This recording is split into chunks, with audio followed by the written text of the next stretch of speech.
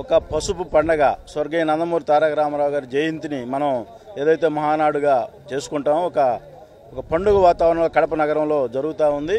దానిలో భాగంగా ఈరోజు నియోజకవర్గాల నుంచి కూడా వేలాది మందిగా తరలి వచ్చారు. ఈరోజు ఈ బహిరంగ సభకి బ్రహ్మాండంగా ఏర్పాట్లు కూడా తెలుగుదేశం పార్టీ బ్రహ్మాండమైన ఏర్పాట్లు కూడా చేసింది.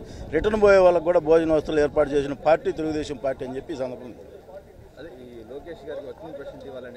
ఈరోజు మనం ఒక వర్కింగ్ ప్రెసిడెంట్ కావాలని అవసరం ఎంతైనా ఉంది. ఈ రాష్ట్రంలో లోకేష్ బాబు గారికి తెలుగుదేశం పార్టీలో ఎందుకు చెప్తామంటే ఆయన నిరూపించుకున్నాడు ఒక నాయకుడుగా. ఈ రాష్ట్రంలో ఈ ఉమ్మడి ప్రభుత్వం వచ్చేదానికోసం ఆయన 400 రోజులు ఫ్యామిలీని కూడా పక్కన పెట్టి ఈ రాష్ట్రంలో ఎటువంటి సమస్యలు ఉన్నాయి ఇవన్నీ కూడా రెక్టిఫై చేయడానికి ఏం అవసరం ఉందో ఆయన తెలుసుకొని ఈ సంవత్సర పాలనలో మనందరం కూడా చూసాం. అట్లాగే గతంలో పంచాయతీరాజ్ శాఖ మంత్రిగా అలాగే ఐటీ మినిస్టర్గా ఈ రాష్ట్రానికి ఎటువంటి సేవలు చేసాడో మనందరం కూడా చూసాం.